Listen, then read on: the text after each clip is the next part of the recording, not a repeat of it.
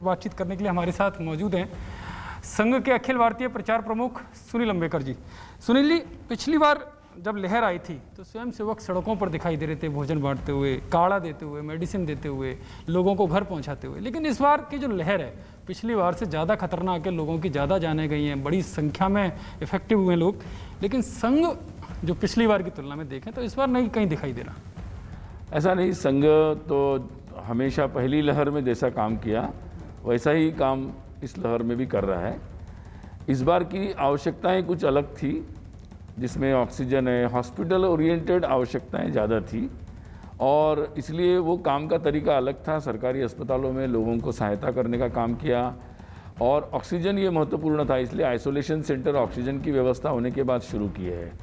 अभी लगभग 3,1838 स्थानों पर हेल्पलाइन चल रही है। लगभग 700 से ज़्यादा स्थानों पर कोविड सेंटर्स चलाए जा रहे हैं, जिसमें कई सारे बेड्स हैं और उसमें कई सारे ऑक्सीजन युक्त बेड भी है। तो बहुत सारे कार्यकर्ता लगे हुए हैं। वैक्सीनेशन की जागरूकता के लिए लगभग 8,000 से ज़्यादा स्थानों पर कार्यकर्ता काम कर रहे हैं। 3800 स्थानों पर हेल्पलाइन चल रही है। लगभग 700 से ज़्यादा स्थानों पर कोविड सेंटर्स चलाए जा रहे हैं, जिसमें कई सारे बेड्स हैं और उसमें कई सारे ऑक्सीजन युक्त बेड भी है। तो बहुत सारे कार्यकर्ता लगे हुए हैं। वैक्सीनेशन की जागरूकता के लिए लगभग 8,000 से ज़्यादा स्थानों पर कार्यकर्ता काम कर रहे हैं।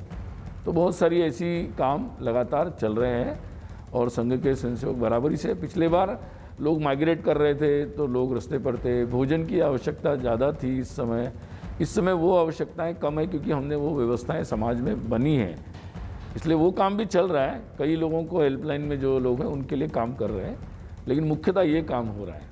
यानी कि इस बार सड़कों से अलग हटकर आइसोलेशन सेंटर में, हॉस्पिटल्स में संघ ज़्यादा काम कर रहे हैं और यहाँ तक कि अंतिम संस्कार देने के लिए भी कॉरपोरेशंस के जो लोग हैं उन पर दबाव है, इसलिए उनकी सहायता कर रहे हैं। यतेंद्र शर्मा हमारे सहयोगी दिल्ली में इस वक्त मौजूद हैं, वो जुड़ चुके हैं जिन्होंने खास बातचीत की थी। यतेंद्र, किस तरीके से ये पहल रंग लाती दिख रही है? किन किन जगहों पर ये सुविधाएं दी गई हैं जहां बेड की संख्या बढ़ाई गई हो आरएसएस की तरफ से, ताकि जो मरीज हैं वो वहां पहुंच पाए?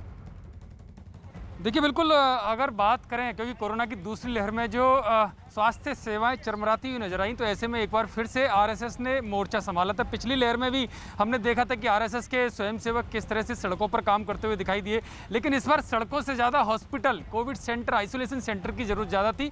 तो इस बार जो संघ के स्वयंसेवक हैं, जो सुनील अंबेकर, जो अखिल भारतीय प्रचार प्रमुख हैं आरएसएस के, उन्होंने साफ तौर पर कहा कि आवश्यकता के अनुसार स्वयंसेवकों को लगाया गया, वो सेवा कार्य में लगे हुए हैं। 15 मई तक 10,000 से ज़्यादा ऑक्सीजन बेड कोविड सेंटर में 10,000 से ज़्यादा ऑक्सीजन बेड की व्यवस्था की गई थी और अब वो बढ़कर 17,300 बेड, यानी कि एक बड़ी संख्या आरएसएस की तरफ से ऑक्सीजन बेड की व्यवस्था की गई। इसको एक बड़ा आंकड़ा मान सकते हैं। इसके अलावा 35,000 से ज़्यादा स्वयंसेवक लगातार कोविड पीड़ितों की सहायता के लिए काम कर रहे हैं। जहां अब जो लहर ग्रामीण इलाकों में जिसका कहर देखने को मिल रहा है, तो वहां के लिए भी एक स्पेशल जो विशेष योजना संघ की तरफ से बनाई गई है। उनके कार्यकर्ता 8,000 से ज़्यादा जगहों पर उनके स्वयंसेवक पहुंच गए हैं और उनकी कोशिश यही है कि जो वैक्सीनेशन को लेकर जो डर है ग्रामीण इलाकों में, एक खबर भी आई थी कि किस तरह से नदी में 200 से ज़्यादा ग्रामीण कूद गए थे, तो उसको ध्यान में रखकर अब जन जागरूकता अभियान बड़े पैमाने पर आरएसएस चला रहा है और वैक्सीन से लोग ना डरें,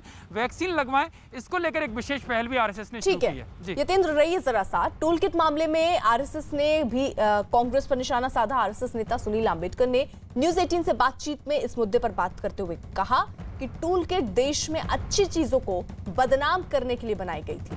ऐसे वक्त में लोगों को एकजुट होकर देश के लिए काम करना चाहिए। कुछ रोज पहले बीजेपी ने कांग्रेस पर टूल किट के जरिए प्रधानमंत्री नरेंद्र मोदी को बदनाम करने की साजिश रचने का आरोप लगाया था।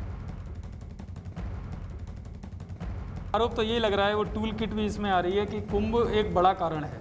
नहीं, टूल किट तो दूसरे उद्देश्य से बनाई गई ना, कि जो भी देश में अच्छी चीज़ है उसको कैसे बदनाम करना, देश को कैसे बदनाम करना। अब ये बड़ा आश्चर्य की बात है कि देश में जहाँ सबको इस समय मिलजुल कर काम करने की ज़रूरत है और शासन प्रशासन जो भी इसमें काम कर रहे हैं उन सबके साथ सहयोग से एक ऐसी व्यवस्था बनाने की ज़रूरत है।